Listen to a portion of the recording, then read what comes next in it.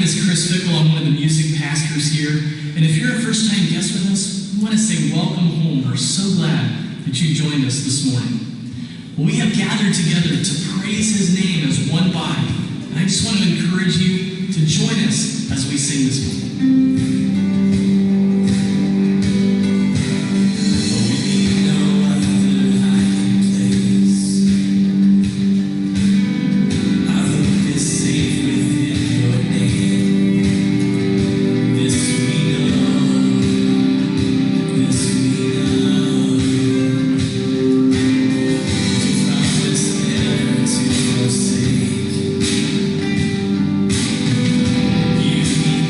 You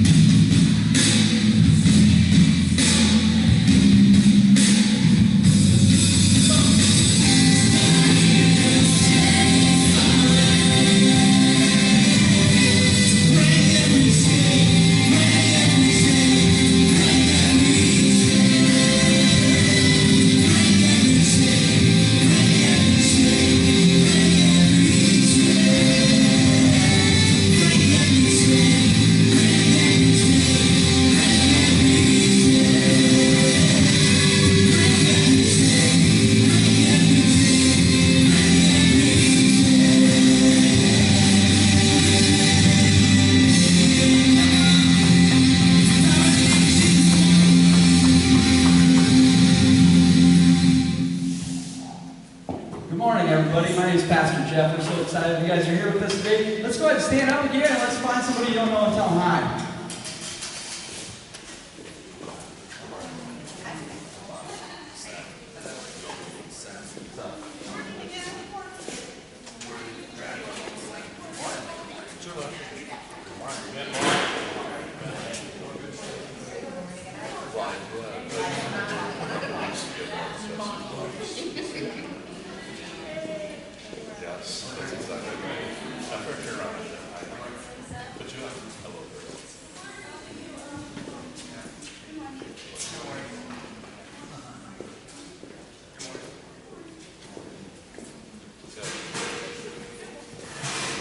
Well, again, we're so thankful you guys are here with us today. If you got your CFL, that's what we call Celebrate Family Night. This is our bulletin that we have. If you want to go ahead and take that out, right at the top there, we are going to be talking about something that's pretty cool. Next Sunday, May 6th at 2 o'clock, we're going to be offering our very first membership class. Now, if you're a first-time guest with us, again, we're glad that you're here. We've been in a series since Easter. Easter Sunday was our first Sunday that we actually started having services, and so since then, we've had a 4-week series called Why Church. We've kind of been walking through what it means to be part of the church. We're going to wrap that up today. I'm super excited about the message today, about kind of bringing this home, and the piece of it that we're going to talk about is membership. And so next Sunday, again, at 2 o'clock, we're going to meet here. It'll be one of the kids' areas classrooms. We'd love to have you come join us. We're going to talk about kind of who we are as a Celebrate family. You can kind of get to know me, hear the heart for the church, and talk about that. So we're excited about that as well. As always, we'd love to have you guys fill out your connection card. If you have that connection card, go ahead and fill that out. If you have something we can pray for, you can write that on the bottom. You can drop that off there at the end of the day after the service gets over. And the other thing that we'd like you guys to do too is if you want to get connected with a life group, we've talked about this before. Life groups are a key part of what we do here at Celebrate. We love worshiping together, gathering on Sundays, which is great, but we want to also have a time where we can connect with people in a small group setting where we can get to know each other on a deeper level and grow in our relationship with God as well. So the last thing we'll talk about today is we're going to talk about our giving. So again, we have 3 ways that you can give. We're going to pass the offering plates here during this next video, but the other ways that you can give as well, you can go to our website, yankton.church. The other thing I'll mention about Yankton.church is we have all of our messages are also available on Yankton.church. You can go there and watch our messages. You can click on the Give tab and then just select the Yankton Church Plant. That's how you can give. The third way that you can give is you can text to give, and the number is on the screen. It's also on your CFL, and that's how me and my family give. It's just a great way, convenient way to do that as well. So let's go ahead and go to a time of prayer. And God, I'm just so thankful that everyone was able to find us today. I know we kind of keep moving around, Lord, and we're okay with that because we know that your word goes forth no matter what room that we're in, God. So I'm so grateful to be able to be here today, and I'm thankful for the people that you brought here, God. And I just ask that as we kind of wrap up this series about Why Church and what does it mean to be part of your church, Lord, that we could just kind of look in your word and say, hey, what is it that you want us to do here? What's the purpose of being here as a church, God, and what's our mission that you have us on? So I'm excited for what you have to say. And again, we're looking forward to what you're going to teach us today. Let's go ahead and say the Lord's Prayer together. If you don't know it, the words are going to be on the screen. Our Father, who art in heaven, hallowed be thy name. Thy kingdom come, thy will be done, on earth as it is in heaven. Give us this day our daily bread, and forgive us our trespasses, as we forgive those who trespass against us. And lead us not into temptation, but deliver us from evil. For thine is the kingdom, and the power, and the glory, forever and ever. Amen.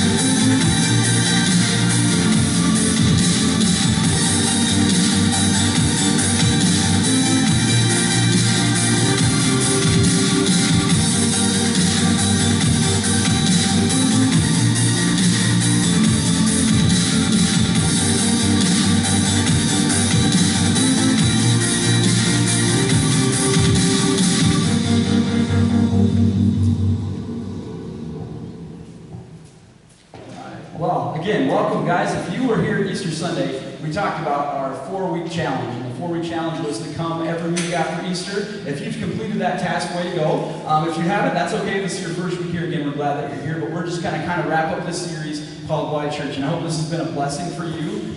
We've been saying throughout this series, again, we see this kind of as kind of a dating relationship where you don't pop the question, you don't ask for marriage on the first date, so we kind of get to know each other, you kind of get to know us, we kind of get to know you as well. But we want this to be something that this could be your church home. We want to kind of make that today where this could possibly be the place that you could come and be for church. We've been saying throughout this series the church in America is really struggling right now.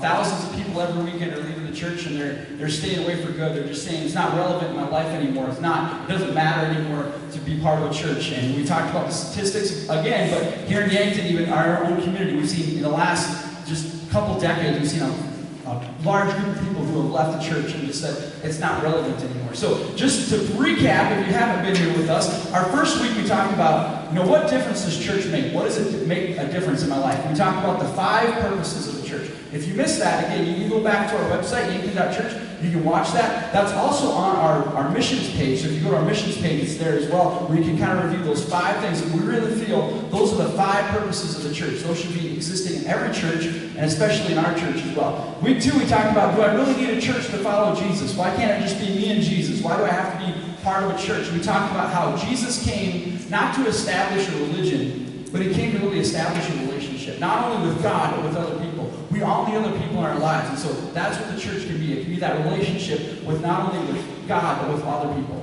Last week, if you were with us over at the convention center, we asked the question that I think is really the key to the whole series, where we talked about, can I trust the church? We talked about how there's been lots of struggles with the church. There's been, there's been moral failures in the church. There's been people that have been hurt by the church. There have been people who are part of the church who have done horrible, sinful things. And so, is the church someplace that we can really trust? Can we be part of that? And what we said, the statement I made was, the promise of the local church is greater than the problems of the local church. The promise of the local church is greater than the problems of the local church. Every human organization, the church included, has people in it. And people are messy. People make mistakes. People fall. But what do we do when we have those failures?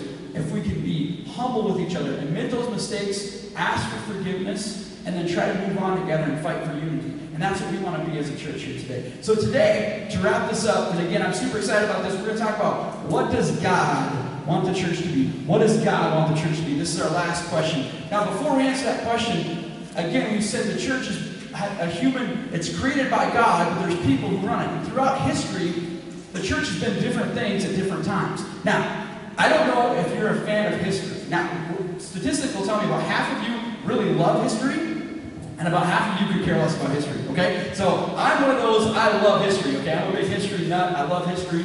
If you don't like history, I got 2 things to say to you. One, the first one is, this will be brief, so you don't have to worry. But the second thing is, if you don't study history, a lot of times you're doomed to repeat it. Now, if you really love history, I'm going to say 2 things. I'm going to be brief, and again, if you don't study history and know it, you're doomed to repeat it. So, when the first church started, when Jesus first left and went to heaven from this earth after his ministry, as you may remember, the Roman Empire was the power at that time throughout the whole known world. And the church, to start off with, was called the persecuted church. There's people that were persecuted. If you were a Christian, you could be killed for that. And actually, the Roman state actually went against Christianity and made it really terrible. And we probably heard the stories of the Colosseum and the gladiators and the lions and all those types of things.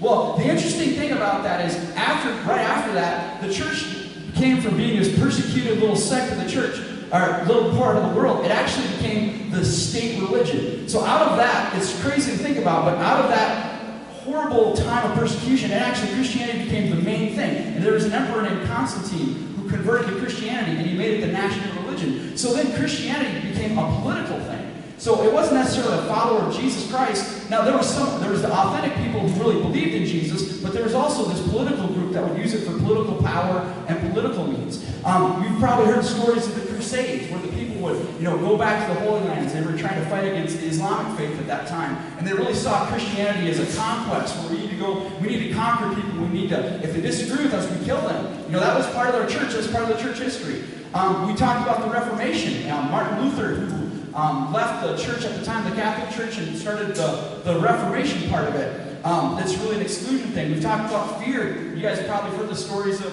the Salem witch trials, where, again, the church was fear. It was this fear thing that happened. All kinds of different things that the church has been throughout history. So we want to ask the question again, what does God want the church to do? Because humans can say lots of different things and move in lots of different directions, but what does God really want the church to do? So if you've got your Bibles, you want to go ahead and go to Ephesians chapter 3. Ephesians is a book in the New Testament. It was written by a guy by the name of Paul, and Paul was a church planter. He would go around throughout the known world. He used to hate Christians. He was part of that persecution that killed him, and then he became a follower of Jesus, and he would go around to these different communities, and he would start these churches. There's a church called Ephesus, and this is Paul's letter to the Ephesians. If you have your Bibles, you can. It'll be on your screens. It's also in your notes as well. I also encourage you, if you have a smartphone, you can download that Bible app. It's called YouVersion. It's a free app. It's got access to all kinds of different Bibles. I really encourage you to do that as well. So we're going to start in chapter 3 and verse 10, where it says, God's purpose in all this was to use the church to display his wisdom in its rich variety to all the unseen rulers and authorities in the heavenly places. This was his eternal plan, which he carried out through Jesus Christ our Lord. Because of Christ and our faith in him, we can now come boldly and confidently into God's presence. So there's a couple points out of there. If you got your notes, you want to go ahead and take those out, where I think that really God's plan for the church is kind of wrapped up in those verses. And here's the first one. Jesus is God's plan for salvation.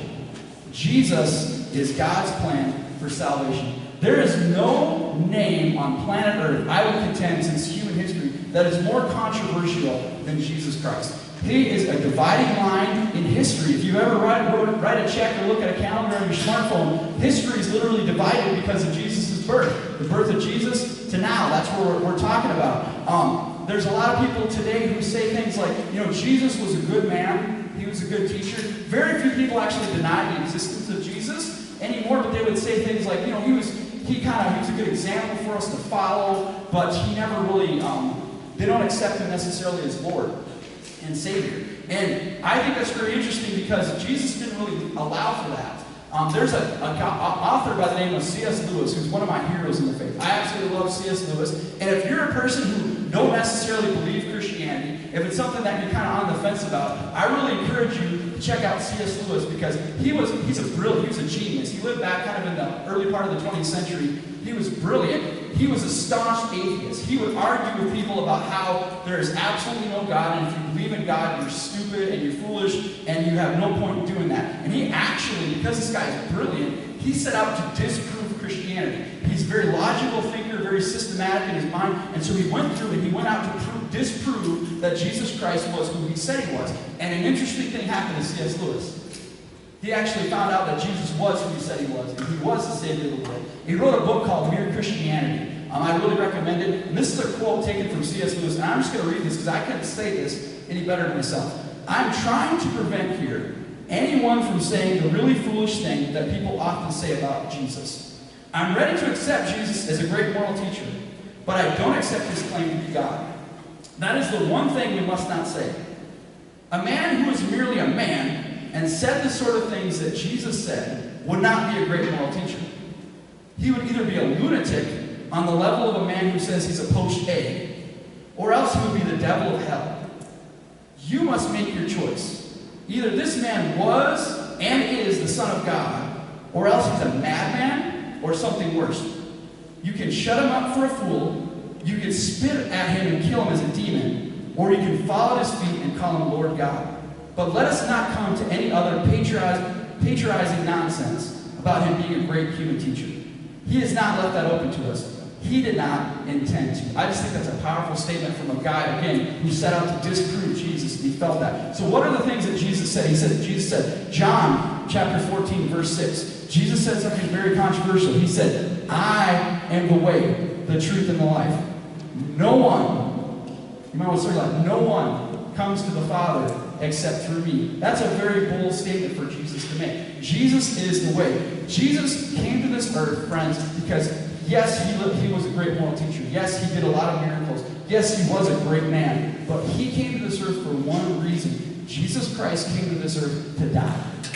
Because there was a price that had to be paid for my sin and for your sin. Every single person who's ever lived has fallen short of God's glorious standard. His standard is perfection and holiness. And we couldn't do that on our own. So Jesus had to come and pay for that. We talked about this way back on Easter Sunday. Jesus stepped into my worst so I could have his best. And that was God's plan for salvation. Jesus is God's plan for salvation. He wanted to redeem us. He loved us so much that he wanted us to make a way for us not to have to be separated from God.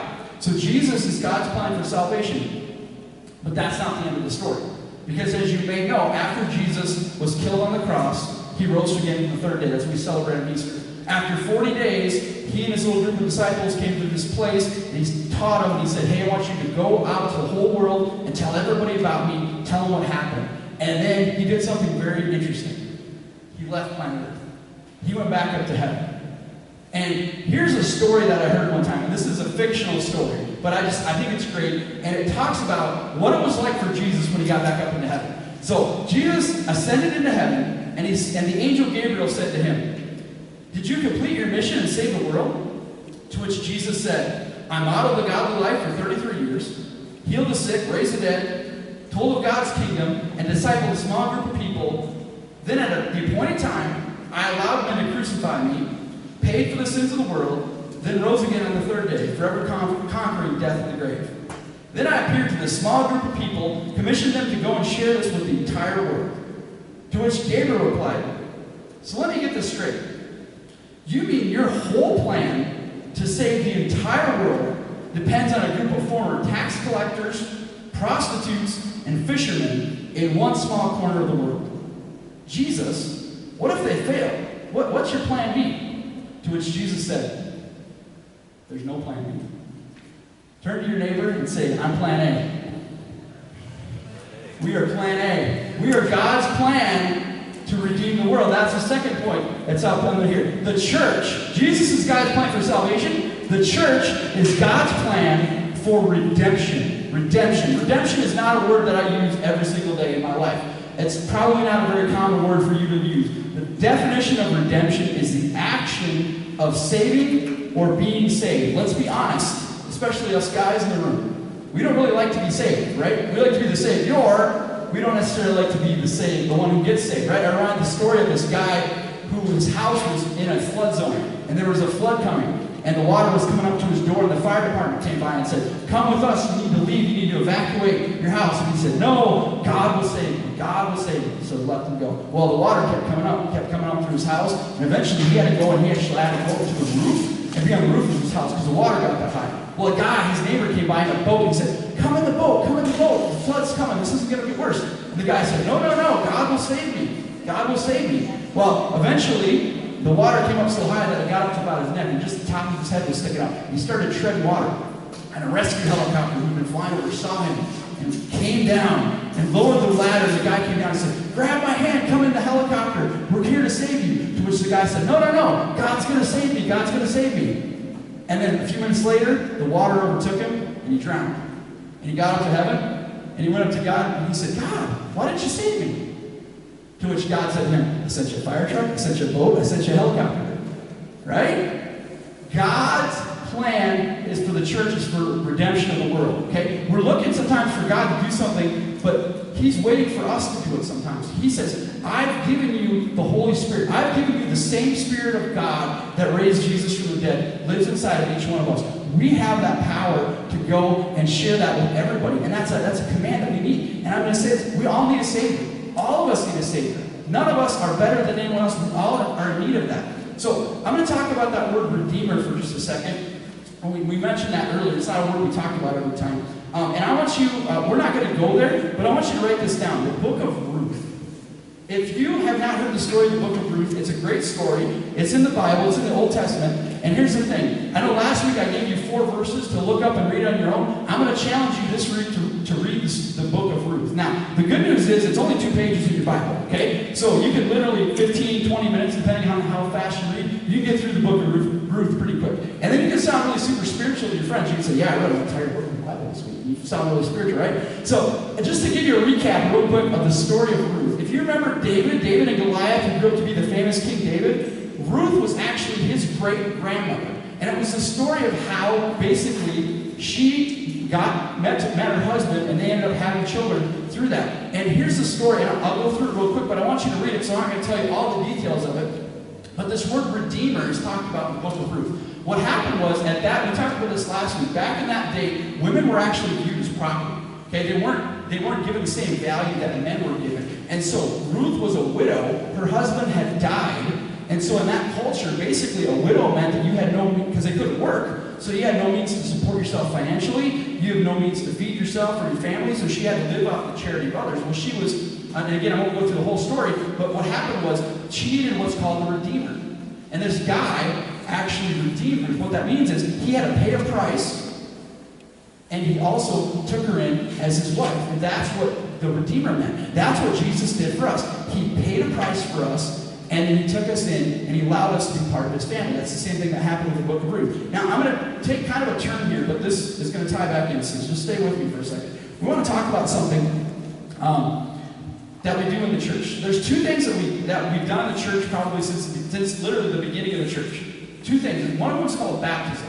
Okay? And we're going to talk about baptism during our membership class next week. So if you have questions about baptism, I want to cover that then. The second thing that we always have done in the church, literally since the beginning of the church, is a thing called communion. Okay? Communion, if you're not familiar with that, it takes some bread and usually some wine or some juice, and that commemorates Jesus' death and resurrection. So in 1 Corinthians chapter 11, it talks about what we do through communion. So the Lord Jesus, on the night he was betrayed, took the bread.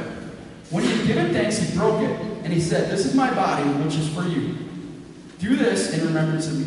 In the same way, after supper, he took the cup, saying, "This cup is the new covenant in my blood. Do this whenever you drink of it in remembrance of me.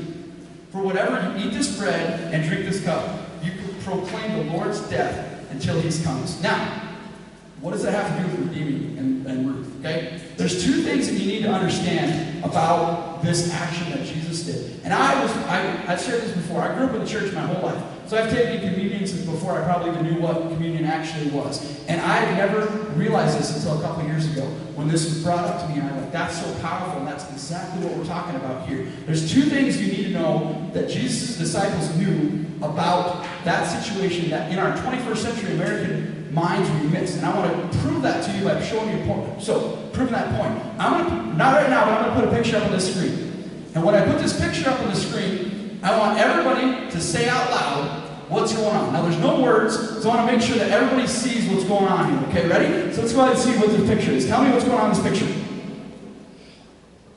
Proposing marriage. Proposing marriage. Marriage proposal.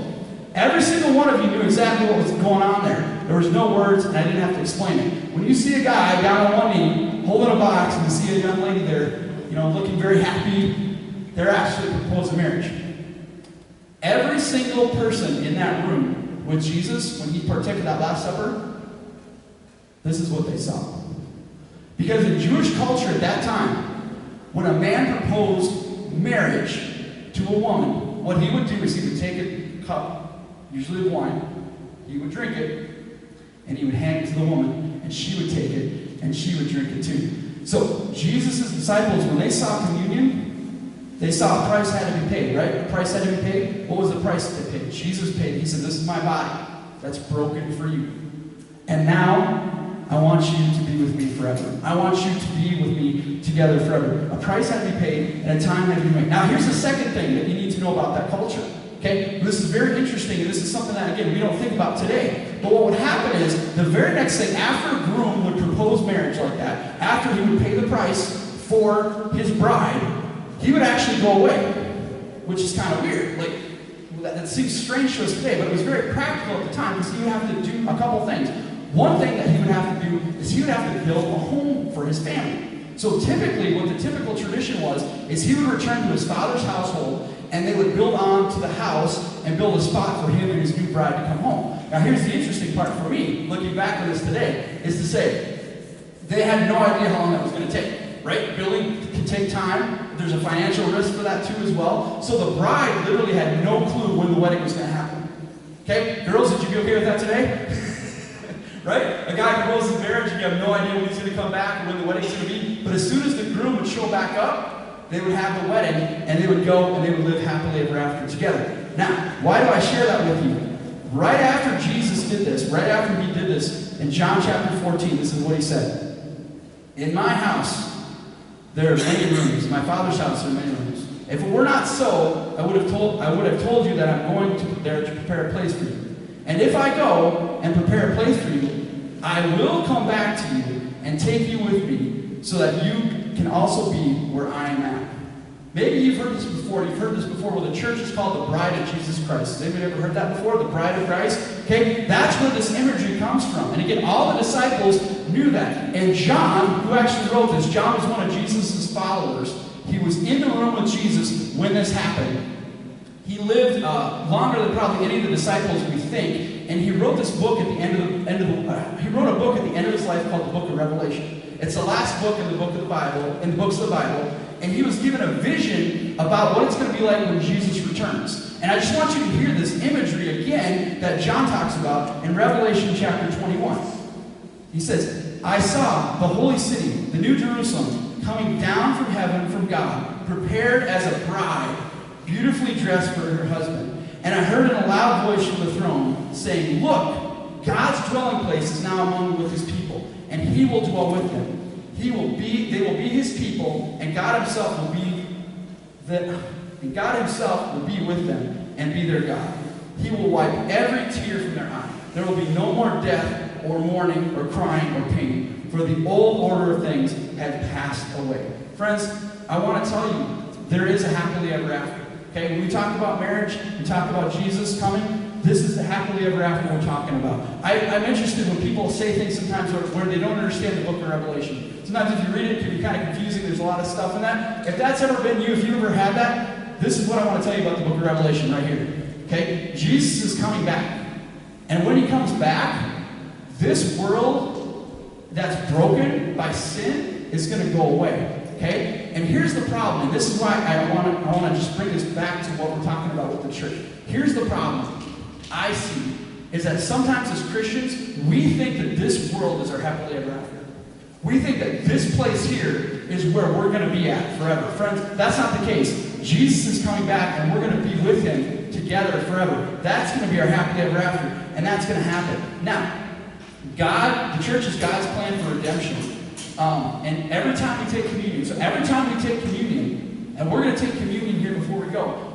Every time we take communion, we're remembering that, because Jesus said, whenever you eat of this bread and drink of this cup, you proclaim the Lord's death until he comes. Now, it's been a long time, right? That's a pretty long engagement. 2,000 years, we're still waiting. And if you've had that thought, and you thought, okay, that's great, is Jesus coming back? I want you to know, you're not the first one to think that way. Okay? That has been happening since Jesus left. Peter, who was one of Jesus' disciples, okay? He walked with Jesus. He was kind of Jesus' appointed guy to lead the church. Towards the end of his life, he started hearing the same thing. Because the disciples saw Jesus was going to come back, pretty soon, right? Here we are, we're still waiting 2,000 years later. Why? And Peter said something that's so powerful. And friends, I do not want you to miss what he said about this. Okay? He was answering the question, why are we so waiting? Why is this so long? Why is this taking so long? 2 Peter chapter 3, verse 9, Peter wrote, the Lord, and he was being Jesus, is not slow in keeping his promise. He is coming back. He's not slow in keeping his promise.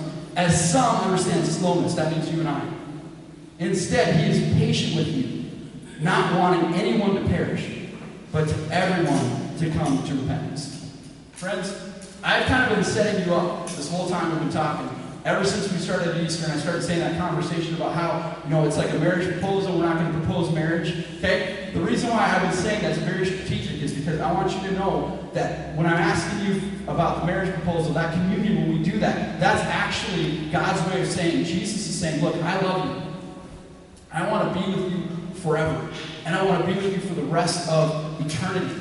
And this is what I'm asking you. I love you so much. I paid a price for your sin so you could be with me. And now I want you to be with me. And so that's what we're going to do. We're going to have communion later, and that's what it is. Every time we do that, we're remembering that. As a bride, you would look at her engagement ring and just think about how she can't wait for that day when she gets to walk down the aisle and she gets to marry her husband and they get to be joined together forever. That's what we think about when we think about communion, because the church is God's plan for redemption. So what's our mission here as a church?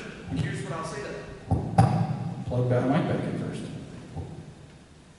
Our mission as a church, there's going to be a big party. We talked about that in Revelation, right? That's the big party in heaven. We're all going to be there. Our mission as a church is to bring as many people to that party as we possibly can. Okay? That's what we're doing. If you're here today and you haven't yet made that decision and asked Jesus to be Lord of your life and ask him to come in and accept that marriage proposal that he extends to everyone, no matter who you are, no matter where you've been, no matter what you've done, if you haven't done that, we can take care of that today. Okay? If you've already done that, here's what your mission is as a church. Here's what I give the rest of my life to. We need to bring as many people to the party as we possibly can. That's our mission. That's what we do. You know, I get kind of frustrated sometimes when I hear people say things about hell.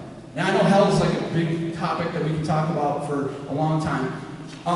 And I don't know, when you think of hell, usually you think of like pitchforks and fire and all of that kind of stuff and the devil with pointy horns. I've heard people say things sometimes that I think are just kind of irresponsible, where they say things like, well, I'd rather, party in hell than serve in heaven, or at least all my friends will be in hell. I don't know if you guys have heard that before, but I've heard people say things like that. And it just breaks my heart. I think it breaks God's heart, because here's what I'm convinced hell is. The worst thing you can do to a human being, is to put them in solitary confinement. Okay? Because we were designed for relationships. So if you take a human being and you isolate them from all human contact, that's a terrible punishment to do to somebody. And that's what I think hell is, eternal loneliness. And that's what God says, it's separated. It's that separate relationship from God, and separated and being alone. And I think, guys, if we fully understood that, if we got that as God's people, that would be our mission. Our mission would be to try to get as many people as we can to understand that God's not mad at them. He's not out to get them. He loves them. He adores them. He wants them to be part of this relationship. He wants to join with them together forever in heaven. And he has left us to do that work and to share that good news. I don't know why. Okay? I might ask that to God someday, because I think I'm like Gabriel sometimes, where I'm like, really? You put it to us? And he said, yes, absolutely I did. Because that's our mission. Our mission is to share God's plan for redemption with the world. We talked about that already. Our 5 purposes of the church. It's a relationship, not a religion. The promise of the local church is greater than the promise of the local church. The church is God's plan A. Okay? There's no plan B for the world. This is the local church, is the hope of the world. And I'll just say this. I want to give the rest of my life for commitment. Okay? And I've already shared this before, but I think it's worth saying again. I didn't need to come here. And I don't say that. Please hear my heart when I say that. I was called to Yankton. Interestingly enough, I just realized this morning. 2 years ago, today, April 29th, 2016, I was sitting in my room. I had my Bible, this very Bible right here. I was laying on the bed, and I was having my quiet time. And as sure as I see you guys sitting here today, God said, Yankton. Okay? I knew nobody in Yankton. Okay? I had no, and I could have gone anywhere in the world. We're already in the process of church planning. We could have literally gone anywhere in the world we wanted to go. And as sure as I'm seeing you guys sit here, God said Yankton. And that was 2 years ago today. And I just think, in 2 years, and here I am, and I'm sitting here looking at you guys and this whole thing that's going on here. And I'm amazed by it every single time. And I can't wait for 2 more years from now. What's that going to look like? How many more people are going to be here? How many people are we going to reach? Because, again, I don't want a big church. That's not my point. That's not what I'm talking about. I just want to bring as many people to the party as we can.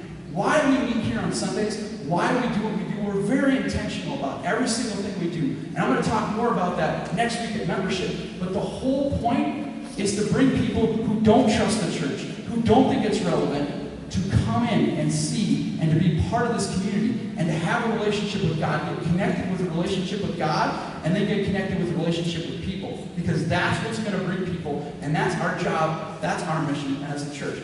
Just in closing here, I just want to share this with you, and I just thought this was interesting.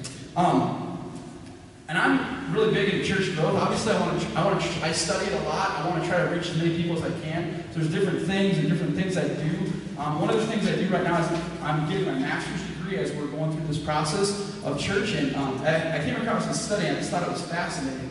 They did a study of 40,000 people who are followers of Jesus Christ. Like they say, yes, Jesus is Lord of my life. And then they said is they asked the question, okay, how did you come to the church that you're at? How did you get connected to that relationship? And I thought that was interesting. And there's lots of different ways that churches try to get people connected to the church. So I'm going to read these to you, 40,000 people, and then I'm going to give you the percentages.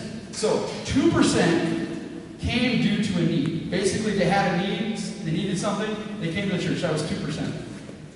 5% walked in the door. They just, hey, I saw the sign, I thought I could check it out. That's only 5%. Okay? 2% got a visitation from the church, either from the hospital or they came to their house and visited. Just 2%. 3% came for a church program. The church offered some type of program and they wanted to come and be part of it. This is interesting. 0.5%, so 0.5%, came because of an outreach event, and came from an outreach event. 4% came for a class. 6% came because one of the pastor or one of the staff actually connected with them. Okay? Now, I say all that to say this. If you were doing the math on that, it's pretty low with the percentage right now. The number one thing, 77.5%, 31,000 of these people came to the church by one thing. There was one strategy that got them connected to the church, that got them connected to the relationship with God. One thing. Now, before I say that one thing, I'm going to tell you, are all those things on the list good? Absolutely. Are we going to do those as a church? You bet. We're going to do those things because we want to reach as many people as we can. Okay? But if we do this one thing, there's not a building big enough in Yankton to hold us. And I guarantee you that. 77.5%, 31,000 of those people were invited by a friend or a relative. 77%, 3 out of 4 of them. Because somebody they knew, they saw a change in their life. They saw something inside of them. They said, there's something different about you. I've known you for a very long time, and I can see there's something different in you. What's going on with you? And they said, let me tell you about this church that I'm a part of. Not a building that I go to. It's not a building. It's not a time that we go together to hang out. It's not a social club. It's not all of those things. What it is it's a group of people who absolutely believe that Jesus Christ died on the cross, rose from the dead, and gave us a mission to go and share that with the world. This is not a happily ever after. Heaven is. And once we get that, guy, once we understand that, and I'm talking to myself, once I fully understand that and get that, my Bible says the gates of hell will not prevail over that kind of church. Our world is dying of thirst for God's church, and we have the privilege and the opportunity to be that, and to do that, and to love people to make that happen. So let's go ahead and go to a time of prayer.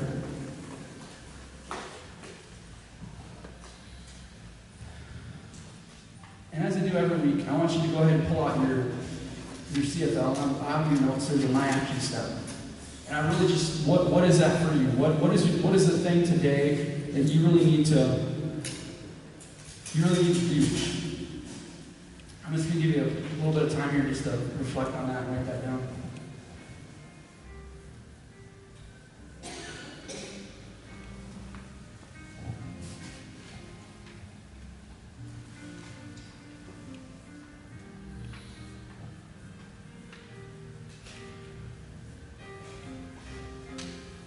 And if there's someone here today that you're on the fence, I want you to know that's okay.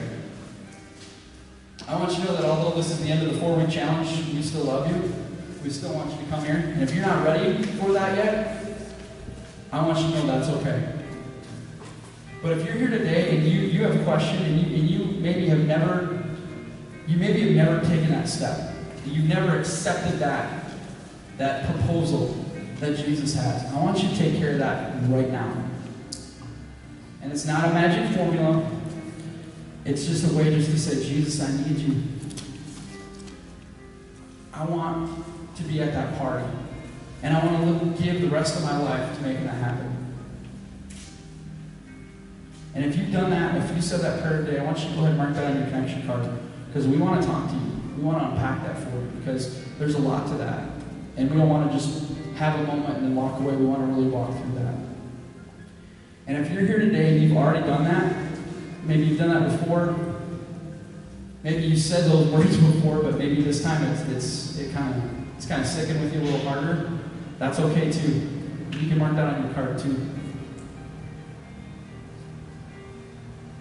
And if you're here today and you said, hey, I want to be part of that 77.5% that there's people, maybe there's a name, for some of you there's a name you need to write down on that action step point and pray for them. Maybe you've invited them, maybe you've asked them before, but never give up. Just keep asking, keep inviting, because we want them to be at the party.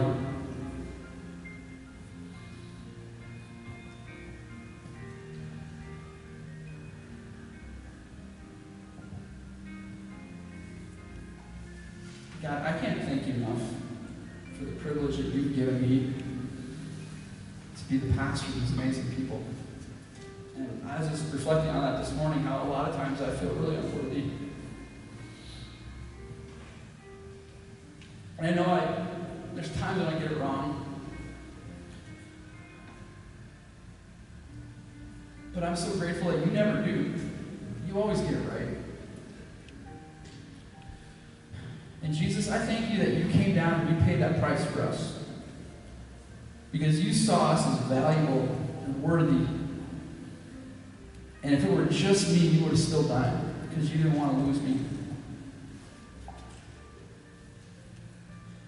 And God, my one prayer is that we would be the church. We wouldn't be a building.